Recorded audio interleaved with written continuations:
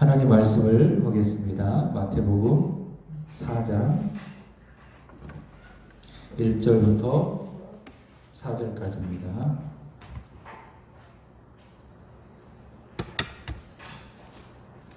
이 시간 우리에게 주시는 하나님의 말씀은 마태복음 4장 1절부터 4절까지입니다. 다 같이 한 목소리로 합독하겠습니다. 시작. 그때 예수께서 성령에게 이끌려 마귀에게 시험을 받으러 광야로 가사 40일을 밤낮으로 금식하신 후에 줄이신지라. 시험하는 자가 예수께 나와서 이르되 내가 만일 하나님의 아들이여든 명하여 이 돌들로 떡덩이가 되게 하라. 예수께서 대답하여 이르시되 기록하였으되 사람이 떡으로만 살 것이 아니요 하나님의 입으로부터 나오는 모든 말씀으로 살 것이라 하였느니라 하시니. 아멘. 따라서 봅니다. 사람은 떡으로 사는 것이 아니라 하나님의 말씀으로 삽니다. 믿으시죠? 오늘 말씀이 살아 움직이는 교회라고 하는 제목으로 이런 교회가 되게 하소서 5번째 시간 말씀을 전하도록 하겠습니다. 제가 전에 교회에서 사역을 할 때에 매일 새벽 기도 운행을 했습니다.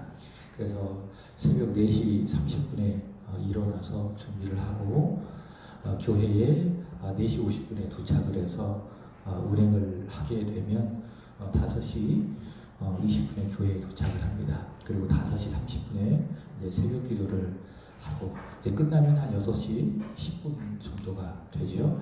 그리고 6시 10분부터 한 6시 한 20분까지 또 기도를 하고 난 다음에 또 집에 가시는 분들이 있으니까 운행을 합니다. 그 운행을 하고 들어오면 한 6시 한 50분 정도가 되어지는데 그때가 되면 이제 본당에 아무도 없습니다. 그러면 저 혼자 이제 본당으로 올라가서 미처 하지 못한 기도를 하게 되는 것입니다. 부르짖어 기도하기도 하고 또 찬송을 크게 부르면서 기도를 하기도 하고 참 그 시간이 참 좋았습니다. 그렇게 6시 50분부터 7시 30분까지 한 30분, 길게는 40분 정도 기도를 하고 난 다음에 사무실로 내려가서 그때부터는 약 1시간 한 10분, 또 많게는 한 15분 정도 성경을 읽고 또 책을 보는 그런 시간을 가졌습니다. 왜냐하면 9시 반까지 또 출근을 해야 되기 때문에 더 보고 싶지만 1시간에서 1시간 10분, 15분 정도 성경을 보게 됩니다. 때로는 이제 기도 끝나고 집에 가고 싶어요. 가서 쉬고 싶을 때가 많이 있습니다. 그럼에도 불구하고 제가 그렇게 하지 않고 꼭 사무실에 혼자 남아서 성경을 본 이유가 있었습니다. 어떤 분이 물으셨습니다. 목사님 피곤한데 집에 가셔서 좀 쉬었다가 나오세요. 그렇게 이제 저한테 물은 적이 있습니다. 그러면 저는 그때마다 이렇게 이야기합니다. 살려고 그럽니다. 살려고 그럽니다. 그러니까 하늘을 살기 위해서 말씀이 있는 거예요. 아무리 피곤해도, 아무리 피곤해도, 아무리 어려워도 살기 위해서 저는 성경을 읽곤 했습니다. 요즘에도 마찬가지입니다. 아무리 시간이 빡빡해도 또 해야 될 일이 있어도 꼭 그날에 읽어야 될 성경을 꼭 읽어가고 있습니다. 그런 의미에서 주보에도 보면 매일 성경 읽기 그 범위를 정해드린 겁니다. 그냥 공간 채우기 위해서 그 범위를 드린 것이 아니라 우리 교회가 이 말씀을 함께 읽었으면 좋겠다라고 하는 그 바람으로 내가 살아야 되고 또 내가 살아야 교회가 살아야 되기 때문에 말씀의 범위를 적어놓게 되는 것입니다. 여러분은 여러분의 영혼이 살기 위해서 얼마나 하나님의 말씀을 접하고 있습니까? 내 영혼이 하나님의 말씀을 먹기 위해서 여러분은 얼마나 하나님의 말씀을 듣고 읽고 있습니까? 내 영혼이 살려면 무엇이 필요하죠? 영의 양식인 하나님의 말씀이 필요합니다. 육이라고 하는 것이요, 이 밥이라고 하는 양식을 먹어야 살 수 있습니다. 오늘 하루도 식사를 하지 않으셨습니까? 새끼 다 드셨겠죠? 그렇게 우리가 새끼를 먹었기 때문에 오늘 내가 살아서 이 자리에 올 수 있는 것입니다. 예전 같은 경우에는 이제 금식을 하고 또 목회하는 그런 분들이 많이 있었습니다. 담임 목사님 같은 경우에는 40일 기도를 2번이나 하셨어요. 굉장히 대단한 겁니다. 저도 40일 기도 끝나고 나서 뵀던 빼짝 마른 그 모습이 아직도 눈에도 선한데, 그러니까 예전에는 그렇게 목숨을 걸고 이렇게 금식하면서 기도하면서 일사각오의 그 마음으로 목회에 임했다고요. 근데 요즘에는 참 그게 참 어렵다라는 생각이 들어요. 그래서 제 마음으로 드는 생각은 잘 먹고 힘을 내서 열심히 목회하자. 그게 제가 가지고 있는 생각이다라는 겁니다. 우리 육신은요, 이렇게 밥을 잘 드셔야 되는 거예요. 세끼 빠짐없이 밥을 잘 드셔야 하루를 살아갈 수 있게 되는 것입니다. 우리 영혼도 마찬가지라는 겁니다. 내 영혼이 살기 위해서 무엇이 필요하죠? 말씀. 영의 양식인 말씀을 먹어야 내 영이 살 수 있다라는 겁니다. 먹기 위해서 사는 것이 아닙니다. 살기 위해서 내 영혼이 하나님의 말씀을 먹어야 된다라는 것입니다. 출애굽한 이스라엘 백성들이 광야에서 하나님께서 그들을 먹이시기 위해서 주신 것이 있는데 그것이 무엇이죠? 만나. 만나라고 하는 것은요, 땅에서 난 음식이 아닙니다. 하늘에서 내려온 신령한 음식을 만나라고 이야기합니다. 이스라엘 백성들이 그 만나를 지금까지 살아오면서 한 번도 본 적이 없었기 때문에 한 목소리로 그 만나를 보고 외칩니다. 이게 뭐야? 이게 뭐야? 그래서 그 이름을 뭐라고 이야기하죠? 만나. 만나가 이게 뭐야? 그런 뜻을 가지고 있는 것입니다. 출애굽한 이스라엘 백성들이 하나님께서 하늘에서 내려주시는 그 만나를 먹고 광야를 살아갈 수 있었던 것처럼 우리가 이 험악한 광야를 살아가기 위해서 필요한 것이 있다면 무엇이라는 거죠? 내 영혼의 양식, 하나님의 말씀. 그래서 내 영혼의 말씀이 들어가지 않으면 내 영혼에 힘이 없는 거예요. 육신은 힘이 있을지 몰라도 말씀을 내 영혼에 듣지 않는다면 영혼에 힘이 빠지고, 힘이 빠지면 영혼의 건강이 잃어버리고 영혼의 병이 걸리고 결국 그 영혼은 죽을 수밖에 없는 것입니다. 우리의 영혼은 하나님의 말씀을 먹어야 합니다. 먹어야 삽니다. 먹어야 삽니다. 여러분, 암 환자들이 왜 죽는 줄 아세요? 암 때문에 죽는 게 아니에요. 암이 온몸에 전이가 되니까 모든 장기의 기능이 상실되어지고 그래서 사람이 식욕을 잃게 되는 겁니다. 먹지 못하니까요, 어떻게 되죠? 결국 죽을 수밖에 없는 거예요. 암이라고 하는 그 통증 때문에 죽는 것이 아니라 그 암 때문에 식욕이 사라지고 음식물을 섭취하지 못하기 때문에 암 환자들은 죽고 마는 거예요. 우리 영혼도 마찬가지예요. 내 영혼에 하나님의 말씀을 담아내지 않는다면 내 영혼은 병들을 수밖에 없다. 죽을 수밖에 없다. 우리 영혼에 하나님의 말씀을 넣어야 한다라고 하는 것이죠. 계속해서 금요일마다 우리 세한교회가 이런 교회가 되게 하소서라고 하는 제목으로 말씀을 듣고 함께 그 말씀을 들고 우리가 함께 기도하고 있습니다. 저는 믿어요.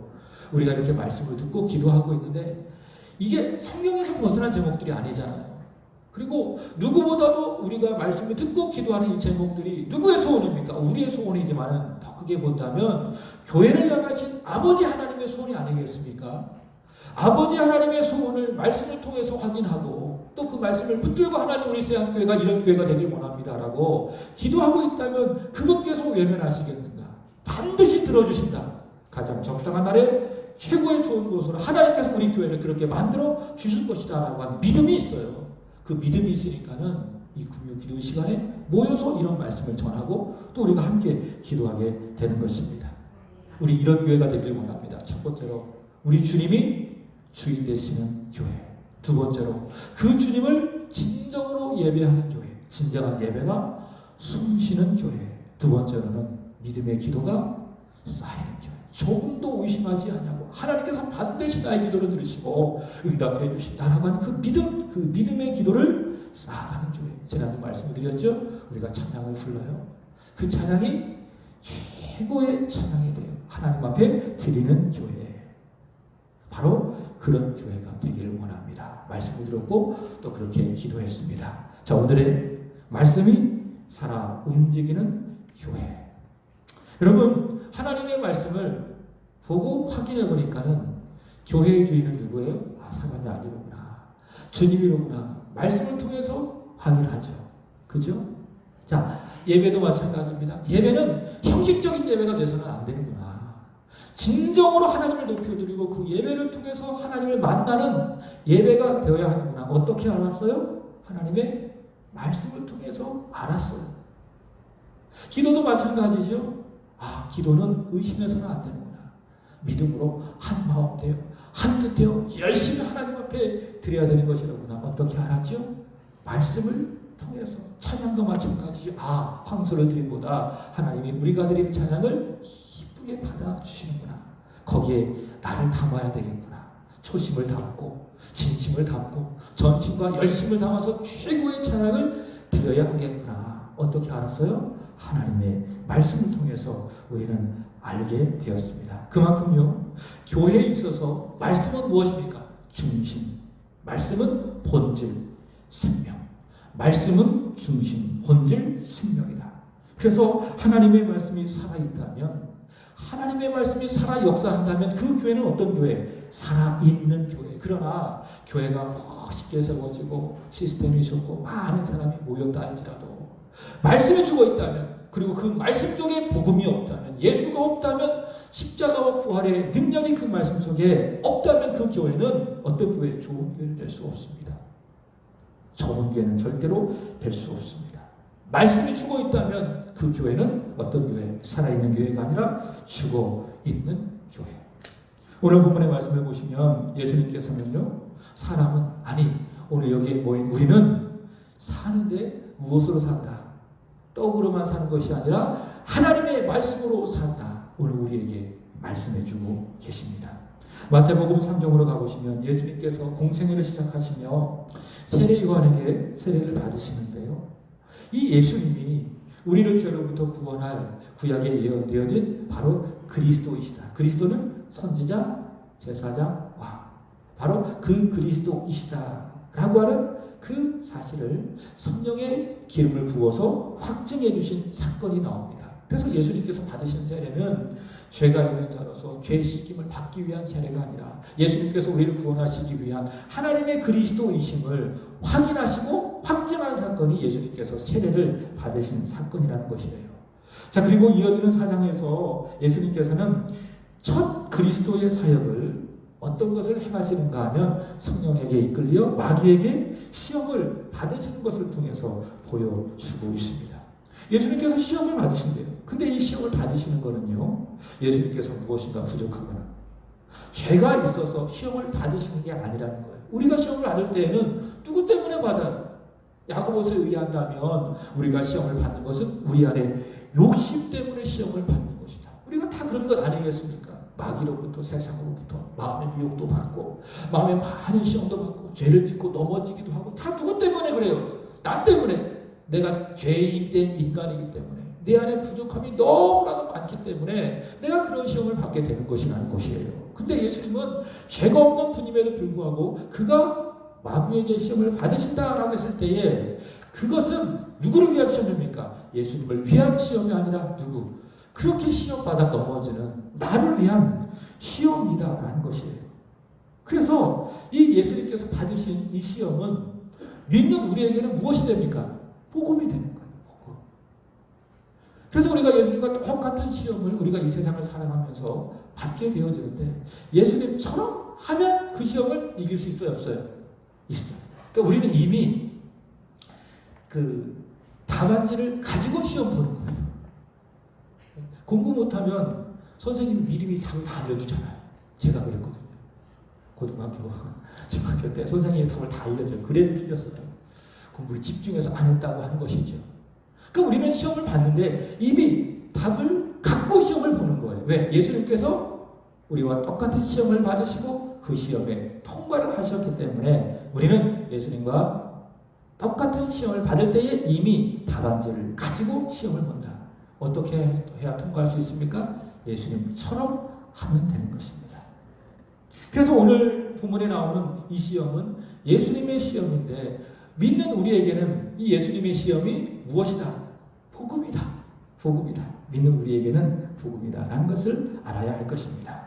오늘 본문 1절의 말씀을 보시면 예수님께서 그때에 무엇에 이끌리어? 성령에 이끌리어 마귀에게 시험을 받으러 어디로 가셨다? 광야로 가셨다. 그렇게 이야기를 하고 있습니다. 지난 주일은 성령 강림 주일이었죠. 담임 목사님을 통해서 오전과 오후에 우리는 성령에 대한 말씀을 들었습니다. 오전에는 성령은 어떤 무엇과도 같다. 바람과도 같다. 그 다음에 오후에는 성령은 불과도 같다. 여러분 바람과도 같은 성령, 불과도 같은 그 성령으로 날마다 충만하시기를 축복합니다. 오순절 마가의 다락방에 그렇게 바람과도 같은 성령, 불과도 같은 성령이 함께 한마음 되어 기도하는 120명의 제자들에게 임했습니다. 성령 충만함을 받았습니다. 기도하는 자리에는 성령이 임하는 거예요. 성령 충만한 거예요. 성령의 충만함은 누구에게 주어집니까? 기도하는 사람. 믿음의 기도를 드리는 바로 그 공동체 위에 하나님의 성령이 임하시고 뜨겁게 기도할 때에 하나님은 그 공동체 위에 성령의 충만함을 주신다는 것이에요. 자, 성령 받기를 기도했고 성령께서 임하셨고 120명의 사도들을 포함한 제자들이 성령의 충만함을 받아서 그 다음에 어떻게 했죠? 예수님께서 말씀하신 것처럼 온 유대와 사마리아와 땅끝까지 이르러 복음을 전하는 복음의 증인이 되었습니다. 그래서 여러분, 성령은 어디로 이끄는가 하면 복음, 그 말씀으로 이끌어요. 그게 성령의 종착지예요. 성령의 마무리는 어디다? 말씀입니다. 그래서 성령께서 항상 우리를 이끌어 가시는 자리는 어떤 자리예요? 말씀의 자리. 말씀을 듣고 깨닫게 하는 자리, 그것이 바로 성령께서 우리를 이끌어 가시는 자리이다라고 하는 겁니다. 그래서 종교 기독자들은요, 이 성령과 말씀을 늘 함께 보았습니다. 마치 믿음과 행함을 동전의 양면으로 야고보가 이야기하는 것처럼 말씀과 성령은 늘 함께 역사한다. 그래서 말씀이 역사하는 곳에 누가 역사합니까? 성령이 역사하고 성령이 충만하게 역사하는 곳에 말씀이 선포된다라고 했어요. 그래서 성령과 말씀은 불과 분의 관계인 것입니다. 그래서 말씀 충만이 성령 충만, 성령 충만이 곧 말씀 충만. 그래서 내 안에 하나님의 말씀이 충만하다면 그게 뭐예요? 그것이 바로 성령의 충만함이다라고 하는 것이에요. 그래서 예수님께서는 요한복음 14장 17절에서 말씀하기를 성령을 진리의 영이라 그렇게 이야기했습니다. 말씀과 진리, 진리와 성령은 불가분의 관계이기 때문에 그렇습니다. 예수님께서는 성령에게 이끌려 광야로 가셔서 마귀에게 시험을 받으셨는데, 자, 본문 2절의 말씀을 보시면 40일을 밤낮으로 금식하셨기 때문에 줄이셨다, 그렇게 이야기하고 있습니다. 수요일에 말씀을 드렸습니다. 예수님께서는 두 본성을 갖고 계십니다. 첫 번째로는 완전한 하나님, 두 번째는 완전한 사람. 그죠? 그가 완전하신 하나님이시라고 하는 증거가 성령으로 잉태되었다. 동시에 그가 완전한 우리와 똑같은 사람이라고 하는 증거가 동정녀 마리아에게 태어나셨다라고 하는 것입니다. 자, 이런 교리들을, 이런 말씀들을 우리가 들을 때 항상 그 말씀을 배경으로 해서 말씀을 이해하게 된다면 여러분의 말씀의 내용이 깊어질 거라 생각을 해요. 자, 이렇게 예수님께서는 완전한 사람이시기 때문에 우리가 똑같아요. 그래서 배고프시면은 배고픈 거예요. 드시지 않으면은 배가 고프신 것입니다. 그래서 예수님께서는 오늘 본문에 보시면 며칠 동안 40일 동안 밤과 낮으로 아무것도 드시지 않았기 때문에, 그러니까 물 한 모금도 안 드셨다고 말해요. 아무것도 드시지 않았기 때문에 그 상태가 어떠했다? 줄이셨다. 자, 그렇다면 이렇게 40일을 밤낮으로 줄이신 예수님에게 가장 필요한 것이 무엇일까요? 음식입니다. 물. 그렇죠. 음식과 물이 필요하겠죠. 자, 오늘 본문에는 떡이라고 번역을 하고 있습니다. 우리 보통 떡을 생각하면 간식으로 생각하는데 떡이 간식 아니겠습니까? 근데 이제 번역을 빵이라고 했으면 좋겠다. 밥이라고 했으면 좋겠다. 왜? 주식이니까. 그죠? 주식이니까. 그래서 예수님께서는 밤낮으로 줄이셨을 때에 가장 필요한 것이 바로 밥이었다. 그래서 마귀는요, 예수님, 사람이신 그 예수님에게 가장 필요한 것을 가지고 그것을 이용해서 시험하는 거예요. 그것이 무엇입니까? 네가 하나님의 아들이라면 저 돌들을 비옥해서 떡덩이가 되게 하라. 그러니까 예수님에게 가장 필요한 것을 이용해서 지금 예수님을 시험하고 있더라, 그 말입니다. 여러분, 마귀는요 만만치 않아요. 아주 간교해요. 아주 영악해요. 그래서 마귀는요, 우리를 시험할 때에 무엇을 가지고 시험하는지 아십니까? 지금 내가 당장 필요한 것, 지금 내가 없으면 안 돼, 바로 그것을 가지고 예수님, 그 마귀는 항상 우리를 시험하는 거예요. 예를 들면 내가 지금 돈이 없어요. 경제적으로 물질적으로 너무 어려워요. 항상 마귀의 시험 어디인지 아십니까? 항상 돈에 있는 거예요. 그죠? 왜? 내 마음이 항상 거기에 끌리기 때문에, 거기에 내 생각이, 내 마음이 항상 있기 때문에 마귀는 그 돈을 가지고 우리를 시험하는 거예요. 사람들이 대부분 시험 걸려서 넘어지는 게 다 뭐예요? 다 돈이에요. 돈. 그래서 사도 바울이 말하기를 돈을 사랑하지 말아라. 돈을 사랑하는 것이 일만하게 뿌리라. 너희가 있는 바를 족하게 여겨라. 그러니까 마귀가 시험하는 게 뭐예요? 바로 그 돈이라는 거예요. 돈이 가장 필요하기 때문에 내가 필요한 그것을 가지고 마귀는 나를 시험한다. 예수님도 마찬가지죠.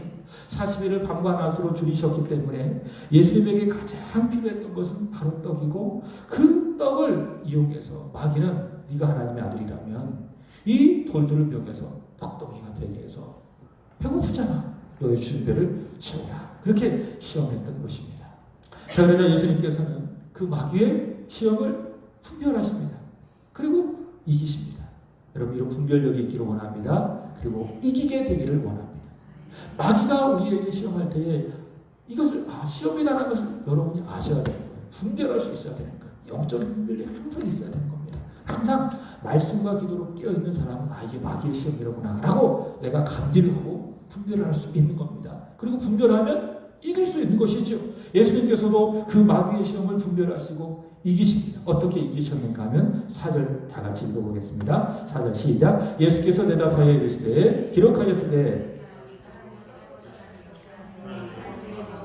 모든 말씀으로 살 것이라 하였느니라 하시니. 자, 예수님께서 어떻게 말씀하십니까? 사람은 떡으로만 산 것이 아니라 하나님의 말씀으로 사는 것이라. 신명기 8장의 말씀을 인용하면서 예수님께서는 마귀의 시험을 분별하시고 이기시는 것을 볼 수가 있습니다.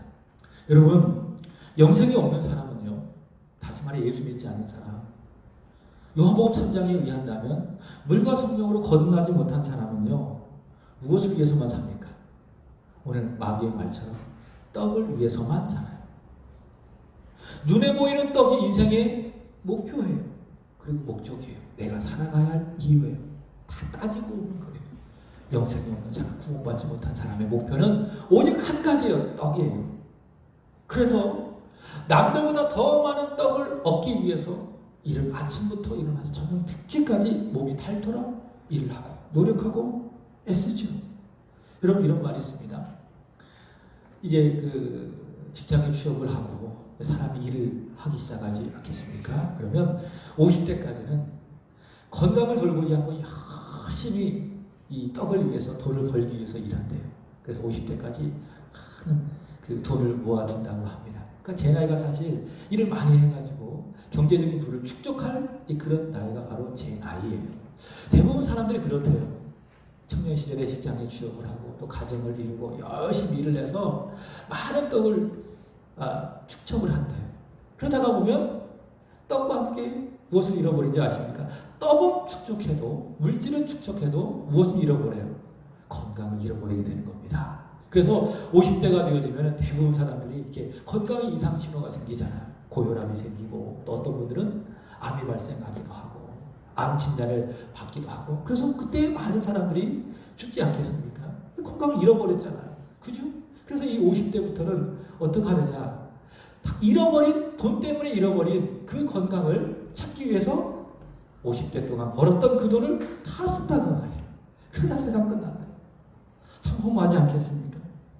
떡을 위해서 살아가는 인생의 결국이 바로 이렇다라는 것을 보여주는 말이라고 할 수 있겠습니다. 그렇게 많은 사람들이 떡을 얻기 위해서 열심히 물불을 안 가리고 일을 하게 됩니다. 그러나 믿는 사람은 그렇지 않아요.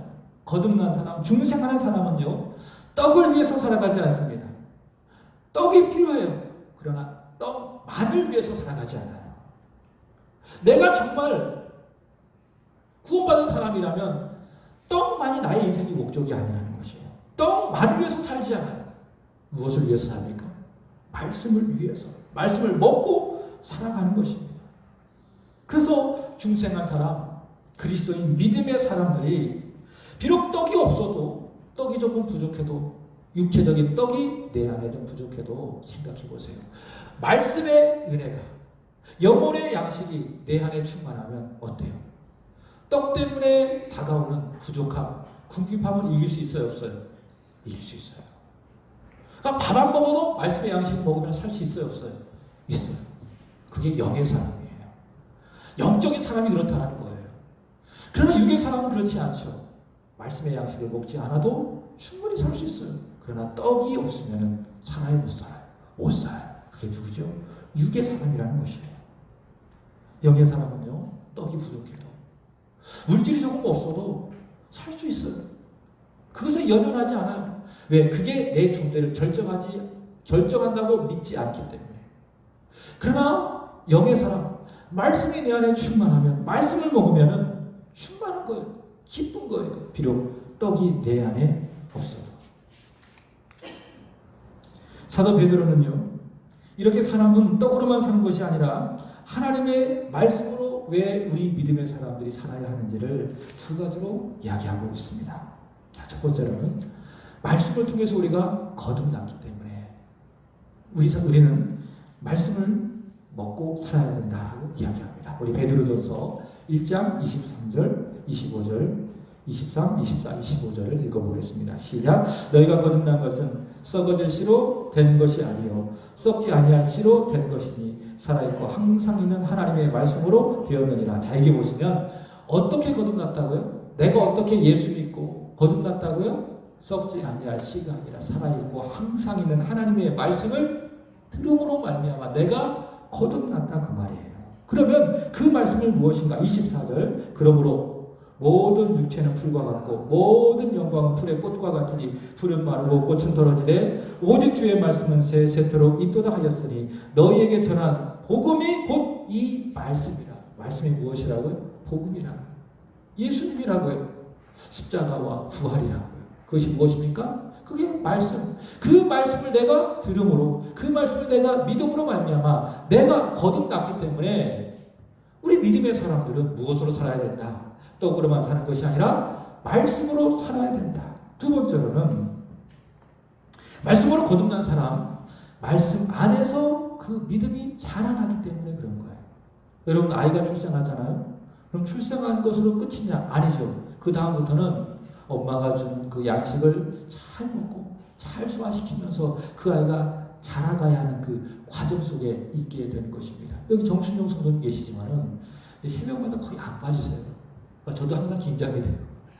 나도 내가 혹시나 잘못해서 내가 펑크를 내면 절대로 안 되겠구나. 근데 함께 하기 때문에 제가 그렇게 되는 거예요. 항상 오셔가지고 말씀을 잘 들으시거든요. 절대 안 주세요. 말씀을 잘 들으시는데 이제 그런 모습을 이제 지켜보고 있으니까는 제가 이제 목회자니까는 보여요. 믿음이 조금 잘하고 있구나라는 게 딱 보여요. 그래서 수요일날 막 찬양도 하시고 모든 예배에 빠지지 아니하시고. 말씀을 통해서 거듭난 사람은요, 그 다음에 어떻게 해야 돼요? 자라나야 되는 거예요. 말씀을 먹고 자라나야 되는 거예요. 베드로가 이렇게 이야기합니다. 베드로 후서 3장 18절입니다. 시작. 오직 우리 주 구주 예수 그리스도의 은혜와 그를 아는 지식에서 자라가라. 영광이 이제와 영원한 날까지 그에게 있을지어다. 어떻게 영생을 얻은 사람, 구원받은 사람이 자라간다고요? 예수 그리스도의 은혜, 그를 아는 지식. 뭐예요? 이게 복음이에요. 이게 말씀, 그 말씀 안에서 자라간다. 그 복음 안에서 자라간다. 그래서 내가 떡이 아니라 하나님의 말씀으로 살아가야 되는 이유는 말씀 안에서 내가 자라기 때문에 그렇다라고 하는 것입니다. 자, 그런데요, 이렇게 말씀으로 거듭나고 말씀으로 자라가는 사람들을 영의 사람, 믿음의 사람이라고 이야기하는데 그 믿음의 사람들로 이루어진 공동체를 뭐라고 이야기하죠? 교회라고 이야기하는 거예요. 교회. 그러니까 말씀을 떡만이 아니라 하나님의 말씀을 먹고 말씀 안에서 자라나는 사람들이 모인 공동체가 뭐죠? 교회. 그 교회는 건물이 아니라 말씀을 먹고 살아가는 사람들, 공동체를 교회라고 이야기하는 거예요. 그래서 믿는 사람이 떡으로만이 아니라 하나님의 말씀으로 살아야 하듯이 교회도 마찬가지라는 거예요. 교회가 이 세상에서 존재하는데 무엇으로 존재합니까? 재정으로 존재합니까? 사람들이 많이 모여야 교회가 존재합니까? 교회가 한두 사람만 있다고 해서 그 교회가 존재할 수 없는 것입니까? 교회가 건물이 없다고 해서 그 교회가 존재하지 않는 것입니까? 절대로 그렇지 않아요. 지금 북한에 가보면 교회가 있을까요? 없을까요? 있어요. 아직도 지하 교회가 있어요. 거기는 사람도 많지 않아요. 그리고 목회자도 없어요. 그리고 재정적으로도 거의 없을 거예요. 바닥일 거예요. 근데 교회가 아니라고 할 수 있겠습니까? 아닙니다. 교회가 있습니다. 왜? 거기에 하나님의 말씀이 있기 때문에 그래요. 그래서 교회가 존재하는 거는요, 세상의 가치로 존재하는 것이 아니에요. 재정이 있다고 교회가 존재하는 것이 아니에요. 사람들이 많다고 해서 교회가 부흥되는 것도 아니에요. 교회의 존재는, 교회의 존폐는 어디에 달려 있습니까? 말씀에 달려 있습니다. 참된 말씀이 있으면 그 교회가 참된 교회예요. 그러나 아무리 수가 많고 건물이 화려하게 있다 할지라도 그곳에 참된 하나님의 말씀이 없다면 그 교회는 참된 교회가 될 수 없는 것입니다. 그래서 종교개혁자 칼빈은 말하기를 참된 교회는 무엇인가? 하나님의 말씀이 바르게 해석되고 선포되는 것, 그것이 바로 참된 교회이다라고 이야기했습니다.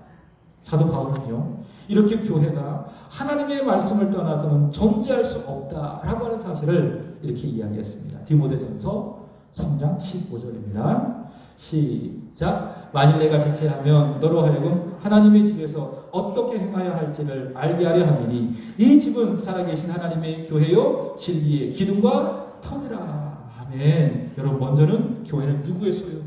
하나님의 소유. 교회의 주인은 누구? 하나님. 교회의 주인은 하나님. 사람이 절대로 교회의 주인이 되어서는 안 돼요. 그리고 그때부터 교회는 부패하고 타락하는 거예요.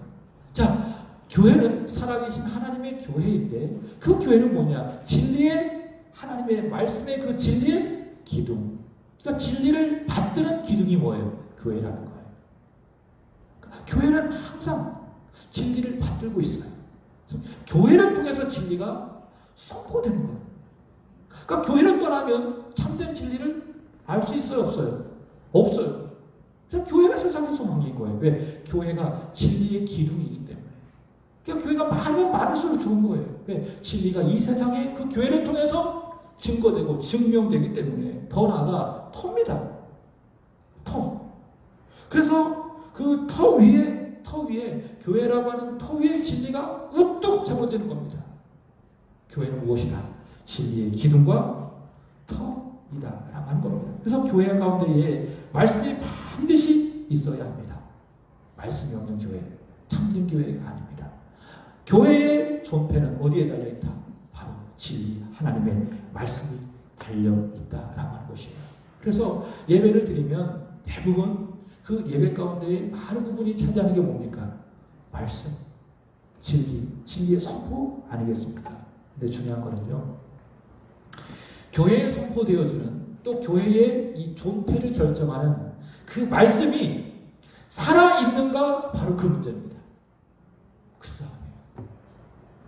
어떤 교회가 좋은 교회냐? 말씀이 살아있는 교회.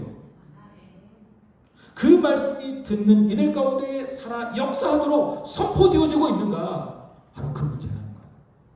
설교 없는 교회가 어디겠습니까?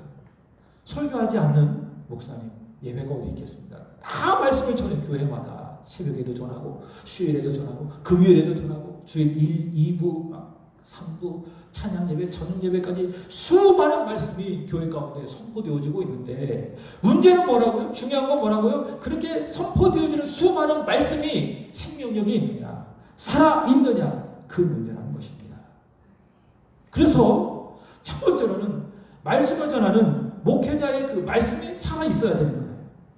그래서 목회자는요, 죽어있는 말씀이 아니라 살아있는 하나님의 말씀을 전하고 선포해야 될 의무와 책임이 있는 거예요. 그래서 개인적으로는 기도를 많이 해요. 지금 거의 6개월가량 설교를 계속 했는데, 그러니까 주일날 빼고 찬양 예배 시작해서 새벽 기도, 수요 예배, 또 금요일에 계속 설교를 하고 있는데 기도를 많이 해요. 하나님, 그러니까 누군가를 베껴서 저는 설교하지 않아요. 말씀을 묵상하고 또 그 가운데 주신 하나님의 마음도 깨닫고 때를 따라 주석도 참고하고 또 여러 자료를 참고해서 제 거화시켜서 전하는 거예요. 그렇게 준비하고 기도하면서 준비하는 거예요. 왜?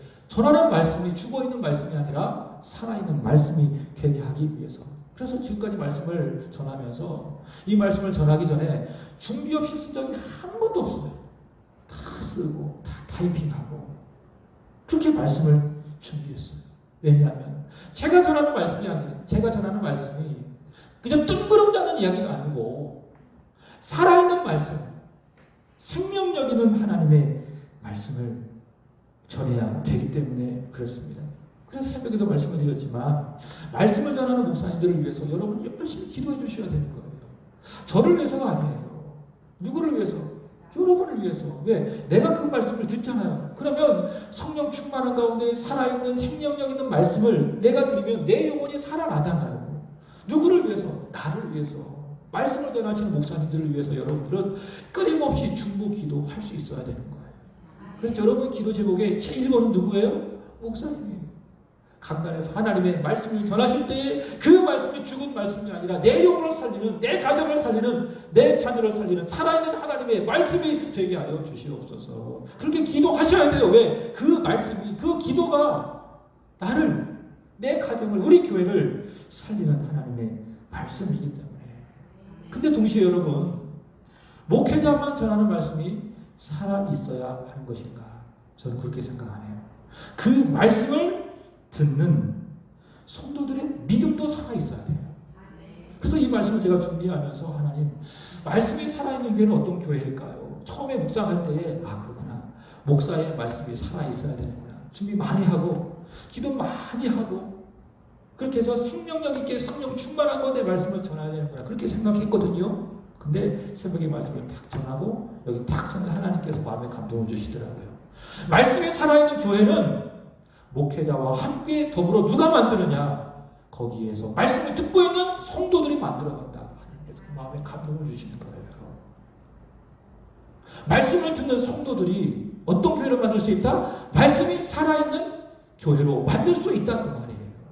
목회자가 아무리 살아있는 하나님의 말씀을 선포해도 그 말씀을 믿음으로 받아내지 않는다면, 믿음으로 받아내는 성도가 한 사람도 없다면 그 교회는 어떤 교회입니까? 말씀이 죽어있는 교회예요.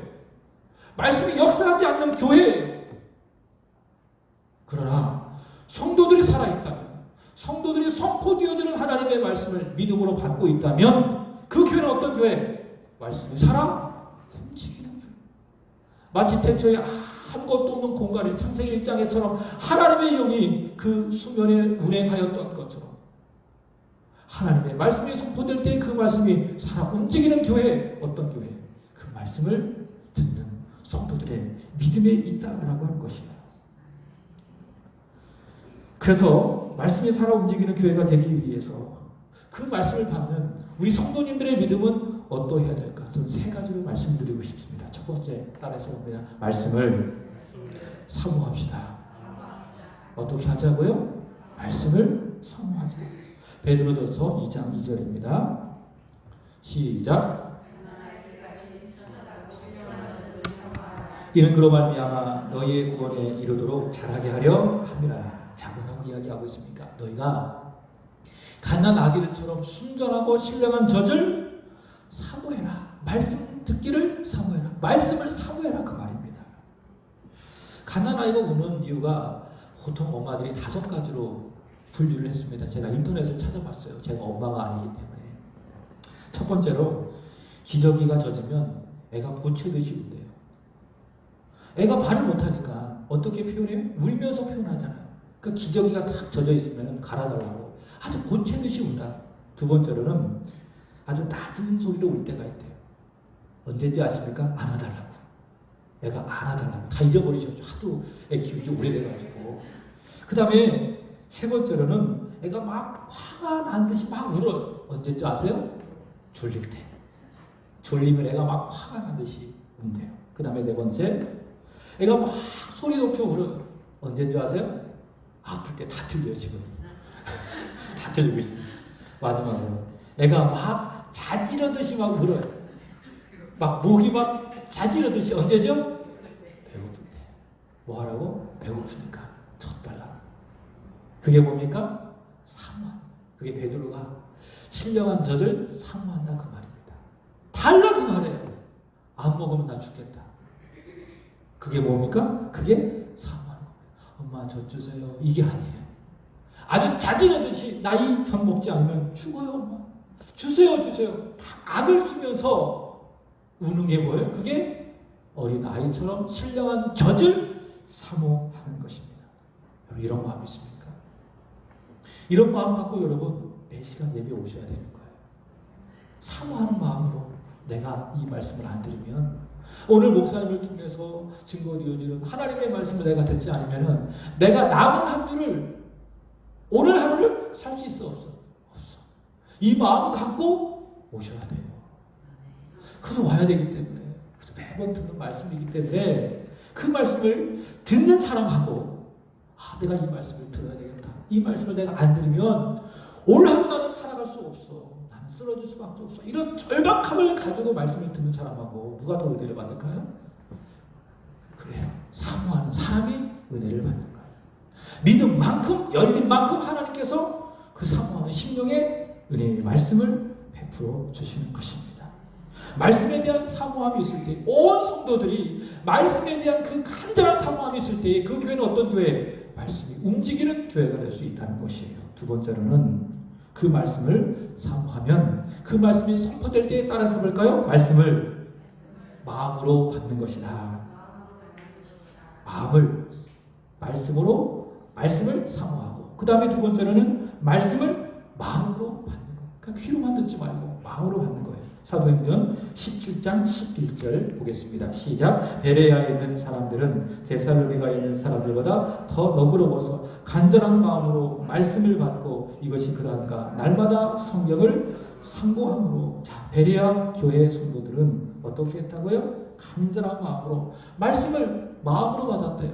근데 귀로 들었다 그 말입니다. 사도들이 선포하는 그 하나님의 말씀을 귀로 들었는데 성경은 말하기를 간절한 마음으로 받았다 그 말입니다. 귀로만 들은 것이 아니라 무엇으로? 마음으로 받는 것입니다. 마음으로 받는 것. 여러분 이 강단에서 선포되어지는 모든 말씀을 여러분의 마음으로 받게 되기를 주님의 이름으로 축복합니다. 축복합니다. 마지막으로 이렇게 우리가 사모했어요. 마음으로 받았어요. 그 다음에는 무엇입니까? 지켜 행하는 겁니다. 지켜 행하는 겁니다. 마태복음 13장 23절입니다. 보시면 좋은 땅의 시작, 좋은 땅에 뿌려졌다는 것은 말씀을 듣고 깨닫는 자니 결실하여 어떤 것은 100배, 어떤 것은 60배, 어떤 것은 30배가 되느니라 하시더라. 자, 좋은 땅은 뭐죠? 우리의 마음이에요. 우리의 마음, 우리의 믿음이에요. 믿음. 그러니까 말씀 듣기를 사모하고 말씀을 마음으로 받는 그 우리의 마음의 상태를 예수님께서는 무엇을 표현하고 있습니까? 좋은 땅이라 그렇게 표현하고 있습니다. 저는 여러분의 마음이 좋은 땅이 되기를 축복합니다. 좋은 땅에 말씀이 뿌려졌어요. 말씀을 사모하고 말씀을 마음으로 받았습니다. 그랬더니 어떻게 됐습니까? 듣고 그 다음에 성령으로 말미암아 깨달았습니다. 그 다음에 어떤 단계? 결실했어요. 근데 결실을 어떻게 하느냐? 어떻게 결실해요? 내가 그 말씀에 아멘 했으니까 그 다음에 순종해서 결실하는 거예요. 말씀을 들었다면 마음으로 받았다면 그 다음에는 순종을 통해서 그 말씀을 결실하는 거예요. 그래서 어떤 사람은 100배, 어떤 사람은 60배, 어떤 사람은 30배가 되는 것이죠. 그래서 말씀 듣기를 사모하고 마음으로 그 말씀을 받고 순종하여 결실하는 그 믿음, 그 믿음의 사람들이 있는 그 교회가 어떤 교회? 말씀이 살아 움직이는 교회가 되는 것입니다. 우리 세안교회가 이런 교회가 되기를 원합니다. 말씀을 마칩니다. 사람은 떡으로만 사는 것이 아니라 무엇으로 삽니까? 하나님의 말씀으로 삽니다. 교회는 말씀 없이 존재할 수 없습니다. 우리 세안교회 말씀이 있고 또 그 말씀이 살아 움직이는 교회가 되기를 원합니다. 말씀을 전하는 목회자들을 위해서 기도해 주시고 목사님들을 위해서 기도해 주시고 또 그 말씀을 선포할 때에 듣는 우리 모든 성도들 말씀을 사모하고 또 마음으로 받고 순종함으로 말미암아 우리 세한교회가 어떤 교회? 말씀이 살아 움직이는 그런 교회가 되기를 예수 그리스도의 이름으로 축복합니다. 기도하겠습니다. 하나님 아버지, 오늘 이런 교회가 되게 하소서. 5번째 시간으로 말씀이 살아 움직이는 교회 제목을 갖고 하나님의 말씀을 듣게 하여 주셔서 감사합니다. 하나님, 성령으로 잊지 않게 하여 주옵소서. 이 말씀에 순종할 수 있도록 우리의 믿음을 주장하여 주시고 우리 교회, 이런 교회 되게 하여 주시옵소서. 이후로 기도하겠사오니 성령 충만한 시간, 말씀 붙들고 간절히 기도하는 은혜의 시간, 주님 만나는, 주님의 오른손을 붙드는 시간, 다시 일어서는 회복의 시간, 축복의 시간, 무엇보다 성령으로 충만한 시간이 되게 하여 주시옵소서. 감사하며 구주 예수 그리스도의 이름으로 기도하옵나이다. 아멘. 다 같이 함께 우리 힘차게 찬양하고 함께 기도하겠습니다.